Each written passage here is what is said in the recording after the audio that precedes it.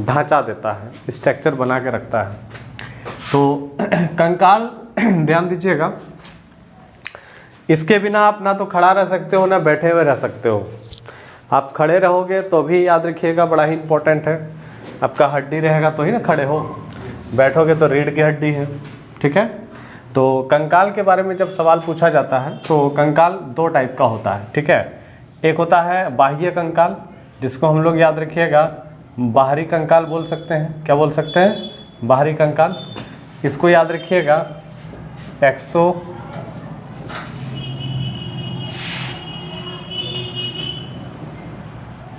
Exoskeleton बोलते हैं, एक को बोलते हैं इंडो स्केलेटन बोलते हैं। तो एक्सोस्केलेटन और इंडो स्केलेटन जो बता रहे हैं, ध्यान दीजिएगा क्या बोल रहे हैं, ठीक है।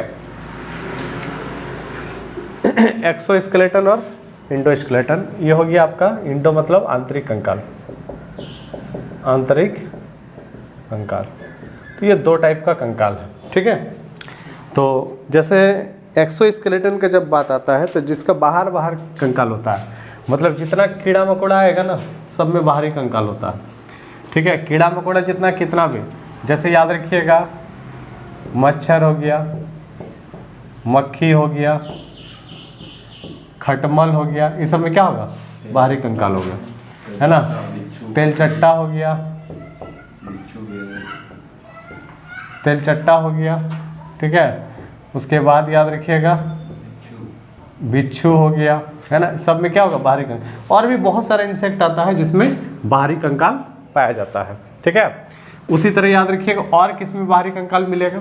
तो और बाहरी कंकाल याद रखिएगा स्नेल में मिलेगा, स्नेल जिसको घोंघा कहा जाता है, सिपिया में मिलेगा, ठीक है। याद रखिएगा कोड़ी में मिलेगा, है ना, शंख में मिलेगा। इस सब में क्या है?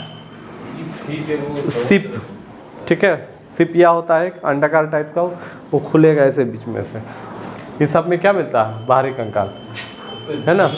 हाँ वही बोलते हैं उसको। तो याद रखिएगा सवाल पूछेगा कि बाहरी कंकाल किस में पाया जाता है, तो बाहरी कंकाल जितना कीड़ा मकोड़ा सब में क्या मिलेगा? बाहरी कंकाल मिलेगा, ठीक। उसी तरह जो आंतरिक कंकाल का जब बात आता है तो मनुष्य में क्या मिलता है?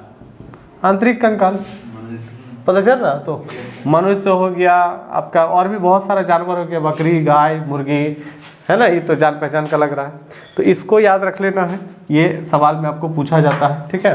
बाकी याद रखिएगा मनुष्य हो गया, गाय हो गया, बकरी हो गया, मुर्गी हो गया, ये सब में क्या रहता है? आंतरिक कंकाल रहता है, ठीक।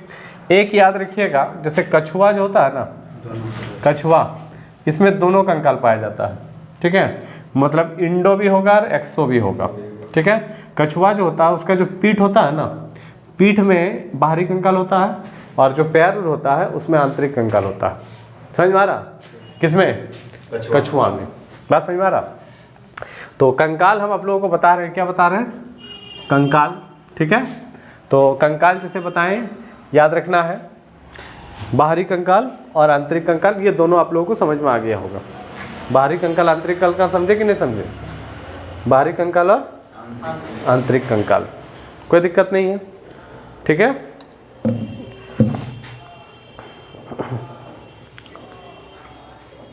बाहरी कंकाल और आंतरिक कंकाल, ठीक।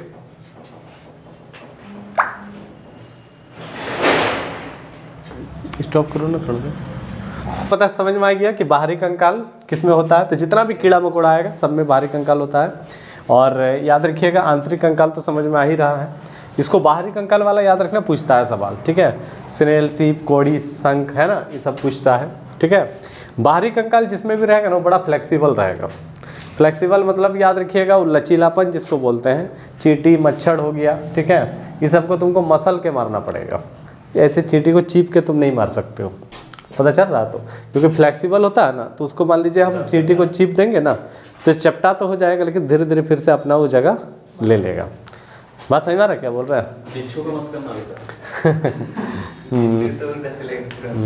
बिच्छू नहीं छूना।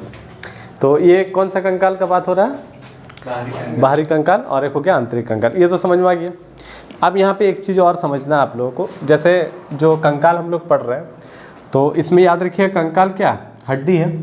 तो हड्डी दो तरह का होता है, ठीक है। एक होता है अस्थि, क्या होता है अस्थि, जिसको हम लोग बोलते हैं बॉन, क्या बोलते हैं बॉन बोलते हैं, ठीक है।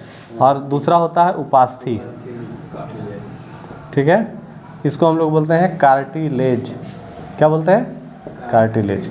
मतलब ये वाला जो हड्डी तो जो अस्थि होता है ना ये मजबूत होता है, ठीक है, बहुत ज़्यादा मजबूत होगा ये, और ये थोड़ा सा क्या होगा कमज़ोर हड्डी है ये, समझ में आ रहा।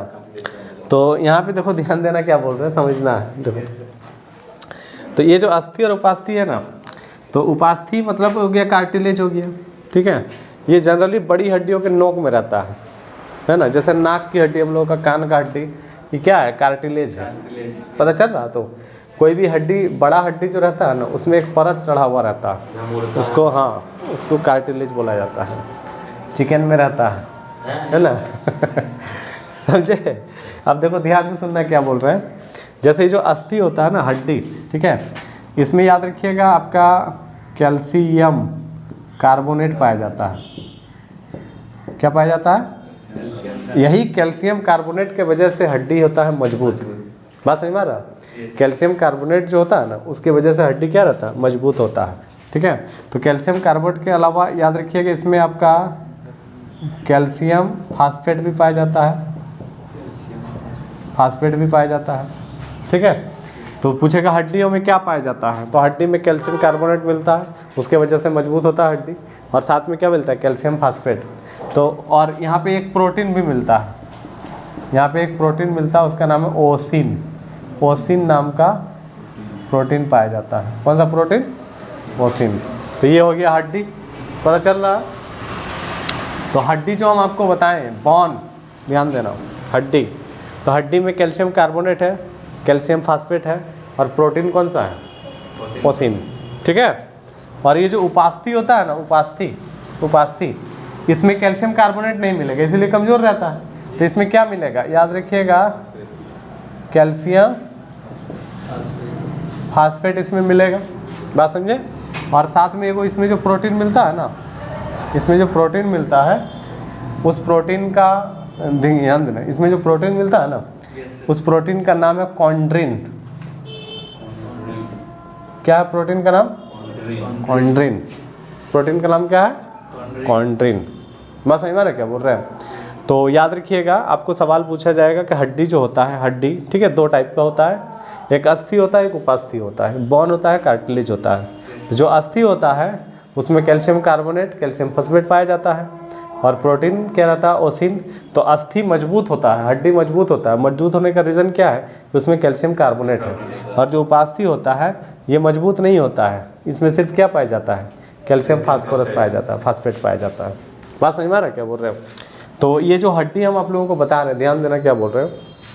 हड्डी जो है तो इसमें एक सवाल आपको पूछा जाएगा कि यही अस्थि जो होता है ना अस्थि, तो अस्थि का बीच में जो खाली जगह होता है वहाँ कुछ मटेरियल आपको मिलेगा, उसी को हम लोग अस्थि मज्जा बोलते हैं। वहीं पे क्या बनता है ब्लड बनता है, बोन मैरो, वहाँ पे क्या बनता है ब्लड बनता है। और एक चीज़ याद रखिएगा, जैसे हड्डी में फास्फोरस है, इसके वजह से ही याद रखिएगा चिता जो होता है ना आराम से लाश जलता है, पता चल रहा है किसके वजह से, फास्फोरस के वजह से। तो ये तो पता चल गया कि बाहरी कंकाल आंतरिक कंकाल अस्थि उपास्थि, ये समझ में आ गया, किसी को कोई दिक्कत नहीं है, ठीक है। इसको मिटा दिया जाए तो ध्यान देना, कंकाल जो होता है ना, जैसे हड्डी की संख्या हम लोगों का शरीर पे कितना है, तो हम लोगों का शरीर में 206 हड्डी है, ठीक है। मतलब एक वयस्क में सवाल पूछेगा कि वयस्क में हड्डियों की संख्या कितना, तो 206, ठीक है।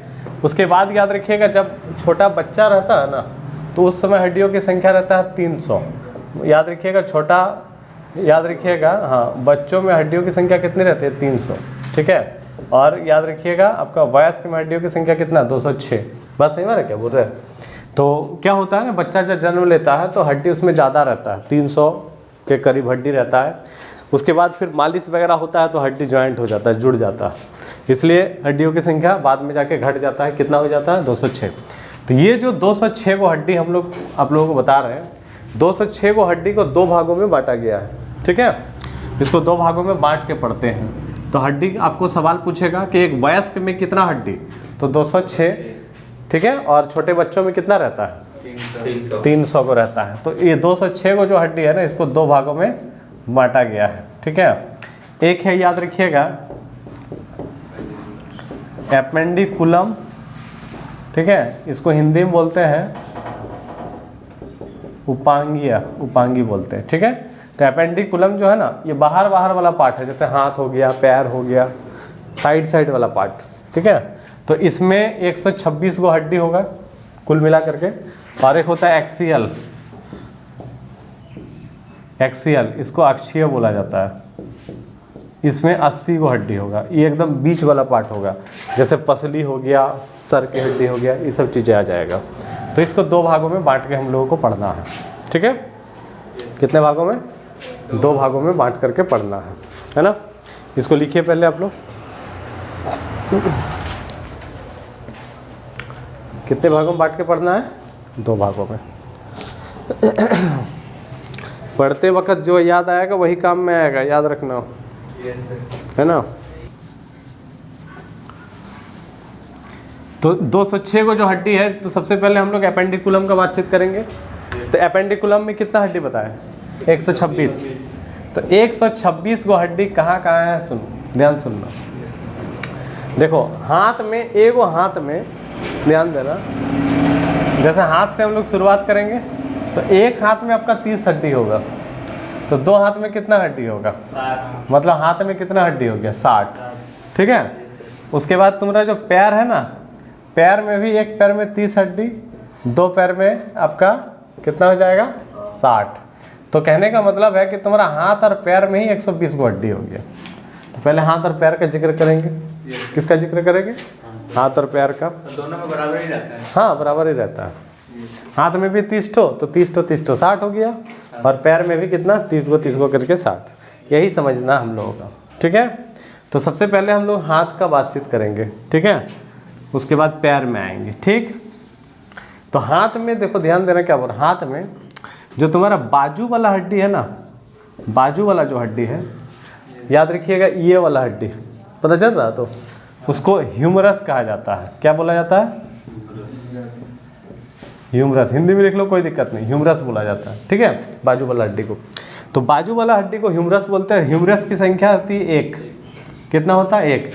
मतलब यहाँ पे तुम्हारा बाजू में क्या हड्डी होगा? एक ही हड्डी होगा। ये तो हाथ में पूरा ये आ गया, नहीं आ गया? नहीं, खाली बाजू में 1 हड्डी, फिर इधर अलग होगा। तो जैसे बाजू में 1 हड्डी हो गया, उसके बाद ये हो गया कोहनी, ठीक है। कोहनी के बाद 2 भागों में बढ़ जाता है, ठीक है। जैसे एक आपका अंगूठा की ओर जाएगा, ठीक है, अंगूठा की ओर जाएगा, उसको बोलते हैं रेडियस। क्या बोलते हैं? रेडियस। इसकी भी संख्या 1। और एक आएगा आपका छोटी उंगली की तरफ, छोटी उंगली की तरफ जो जाता है उसको बोलते हैं अल्ना। क्या बोलते हैं? अल्ना। इसकी संख्या भी 1 ही होती है, ध्यान देना। देखो जैसे आपका कोहनी के बाद 2 भागों में बट गया, जो अंगूठा की ओर चला गया उसको बोलते हैं रेडियस, और जो छोटी उंगली की तरफ गया उसको बोलते हैं अल्ना। क्या बोलते हैं? अल्ना। तो यहाँ पर याद रखना, हाथ में इसको याद रखना पड़ेगा, मतलब ये नाम आपको याद रखना है, ठीक है, ये नाम आपको याद रखना है। अब देखो, जैसे याद रखिएगा, बाजू में 1 हड्डी, क्या? ह्यूमरस, ठीक है। उसके बाद कोहनी के बाद 2 भागों में बट गया, अंगूठा की ओर जो गया वो हो गया रेडियस, और छोटी उंगली की तरफ गया वो हो गया अल्ना, ठीक है। उसके बाद याद रखिए, यहाँ पे कलाई आता है, तो कलाई को बोला जाता है कार्पल। क्या बोला जाता है? कार्पल। यहाँ पे 8 हड्डी होगा कार्पल में। कलाई में कितना हड्डी? 8। कलाई के आगे वाला हिस्सा जो होता है उसको बोलते हैं मेटाकार्पल। क्या बोलते हैं? मेटाकार्पल। हथेली जिसको हम लोग बोलते हैं ना, ये वाला मेटाकार्पल। यहाँ पे आपका 5 उंगलियों का मीटिंग पॉइंट, तो 5 हड्डी रहेगा। कितना हड्डी? 5 हड्डी, ठीक है। उसके बाद जो आपका उंगली है ना, फ्लेंजिस जिसको बोलते हैं उंगली, तो उंगली में टोटल उंगली कितना रहे? 5, ठीक है। तो 4 को उंगली 3 भागों में टूटता है, 3 भागों में बटेगा, ठीक है, तो 12 हो गया। और ये अंगूठा 2 भागों में बटेगा, तो उंगली में कितना हड्डी? 14। तो इसको जोड़ करके देखो ना, 30 हो जाएगा। ये कितना हो जाएगा? 30। एकदम सिंपल है, ध्यान देना क्या बोल रहे हो। बाजू वाला हड्डी ह्यूमरस, ये हड्डी ह्यूमरस हो गया। यहाँ के बाद कोहनी के बाद 2 भागों में बट गया, अंगूठा की ओर जो गया वो रेडियस, छोटी उंगली कर गया अल्ना। यहाँ कलाई कार्पल 8 हड्डी, मेटाकार्पल हथेली 5 हड्डी, उंगलियों में कितना हड्डी 14। ये सब जो हड्डी है ना 3 बार ये टूटेगा, ठीक है, और ये आपका 2 बार। बात समझ में आ गया क्या बोल रहे हैं, समझे? लिखो इसको, पैर, ठीक है। देखो जैसे हाथ में, एक हाथ में 30 हो गया तो दूसरा हाथ में भी 30, तो 30 कितना हो जाएगा 60 हो जाएगा, 60 को हड्डी हो गया। अब पैर में भी याद रखिएगा क्या पैर, 2 पैर, तो दोनों पैर मिला के 60 हड्डी। पैर में देखो ध्यान देना, जो जांग की हड्डी होती है ना, जो जांग की हड्डी होता है उसको बोलते हैं फीमर। क्या बोलते हैं? फीमर। फीमर के बारे में सवाल पूछता है कि ये शरीर की सबसे बड़ी हड्डी है। शरीर की सबसे बड़ी हड्डी क्या है? फीमर है। बात समझ में आ रहा? तो जांग के बाद जो घुटना आता है ना, क्या आता है? घुटना। घुटना में एक हड्डी होता है जिसको याद रखिएगा पटोला कहा जाता है, ठीक है। ये जो हड्डी है ना, ये पैर को आगे की ओर मुड़ने नहीं देगा। पैर हम लोग का पीछे मुड़ जाता है, आगे ऐसे पैर मुड़ेगा क्या? नहीं मुड़ेगा, उसको रोक के रखता है। कटोरा टाइप का हड्डी होता है जिसको पटोला बोला जाता है। तो याद रखिएगा फीमर की संख्या 1, पटोला जो घुटना में रहता है इसकी संख्या 1। घुटना के बाद फिर हड्डी 2 भागों में बढ़ता है, ठीक है। घुटना के नीचे हड्डी 2 भागों में बढ़ जाता है, एक मोटा रहता है, एक पतला रहता है। तो घुटना के बाद 2 भागों में जो बढ़ता है ना, एक होता है टिबिया। क्या होता है? टिबिया। तो टिबिया थोड़ा सा मोटा हड्डी है, ठीक है, इसकी भी संख्या 1 होता है। और एक होता है आपका फेबुला। फेबुला जो होता है ना, ये आपका पतला होता है। फेबुला कैसा होता है? पतला होता है। इसकी भी संख्या कितना? 1।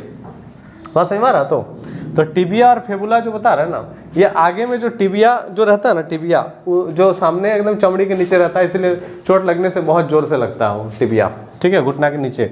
तो यहाँ पे टिबिया के बारे में सवाल पूछता है कि ये सबसे याद रखिएगा चमकीला हड्डी है टिबिया। बात समझ में आ रहा है क्या बोल रहा है? टिबिया सबसे चमकीला हड्डी है। तो देखो जांग की हड्डी फीमर हो गया, घुटना में पटोला हो गया, घुटना के बाद 2 भागों में बट गया, टिबिया मोटा, फेबुला पतला, टिबिया सबसे चमकीला हड्डी है। उसके बाद देखिए, इसके बाद पैर वाला कलाई आ जाएगा। तो पैर वाला जो कलाई होता है ना, उसको याद रखिएगा टार्सल कहा जाता है। क्या बोलते हैं? टार्सल। तो पैर में जो कलाई होता है ना, शूज जहाँ पहनते हो ना, पैर तो घुमाते हो, तो उसको टार्सल। टार्सल में हड्डी की संख्या रहता है 7, ठीक है। आगे वाला हिस्सा मेटाटार्सल, जैसे वहाँ कार्पल था, यहाँ पे क्या हो जाएगा? Tarsal, metatarsal. मेटाटार्सल में कितने हड्डी रहता है? 5, ठीक है। उसके बाद यहाँ पर भी याद रखिएगा उंगली का वही सिस्टम। उंगली में कितना हड्डी? तो 14, ठीक है। तो यहाँ पर भी जोड़ के देखो तुम लोग 30 हो जाएगा। अब 2 गो पैर है तो 30 कितना हो जाएगा? 60 हो जाएगा। तो कुल मिलाकर के कितना हड्डी पड़े हम लोग? 120। कितना हड्डी? 120। समझे? समझ गया? और एक लाइन सुन लो क्या बोल रहा है, ध्यान सुनना। कितना हड्डी हो गया? 120 हो गया, ठीक है। 6 गो हड्डी और बचा, ठीक। तो जो पैर और कमर से जुड़ा हुआ रहता है, कमर से जुड़ा हुआ रहता है, पैर और कमर से, ठीक है, एक हड्डी रहता है जिसको बोलते हैं पेल्विक। पेल्विक, इसकी संख्या होती है 2। पैर और कमर से जो जुड़ा होता है उसको बोलते हैं पेल्विक। जब मान लीजिए बैठते हो ना, तो इस हड्डी पर जोर पड़ता है, पेल्विक, पता चल रहा है? तो इसकी संख्या कितनी होती है? 2, ठीक है। तो कहाँ रहता है ये पता चलना चाहिए।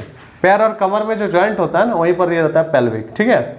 इसी तरह एक रहता है आपका कैल्विक। क्या रहता है? कैल्विक। इसकी भी संख्या 2। ये कॉलर में जो यहाँ हड्डी तो रखा हुआ है ना, ये होता है कैल्विक। पता चल रहा? तो पेल्विक हो गया आपका पैर और कमर से जो जुड़ा हुआ रहता है। बात समझे? पेल्विक हो गया, कैल्विक हो गया, जहाँ यहाँ 2 रखा हुआ क्या हो गया? कैल्विक। और एक होता है स्केपुला। स्केपुला, स्केपुला जो होता है ना, ये आपका पीठ में होता है, आपका दोनों साइड में, ठीक है। एगो यहाँ एगो डंक जैसा नहीं निकलता है, पता चल रहा? तो हाँ, वो हो गया स्केपुला। पता चल रहा? तो इसको कहाँ कहाँ रहता है तुम लोग अपने हिसाब से इसको लिख लेना। बात समझे? पेल्विक, कमर और पैर से जो जुड़ा हुआ रहता है। पेल्विक, सॉरी, कैल्विक कॉलर में रहता है, जो रखा हुआ सबसे कमजोर हड्डी है। स्केपुला पीछे जो रहता है ना, दोनों साइड में ऐसे पीछे में डंक जैसा जो निकलता है, वो क्या हो गया? स्केपुला। क्या हो गया? स्केपुला। तो इधर हो गया 6 गो, तो उधर 120 + 6 126 गो हड्डी एपेंडिकुलम का हम लोग पढ़ ली। समझ गए? कितना गो हड्डी? 26 गो, ठीक है। चलिए।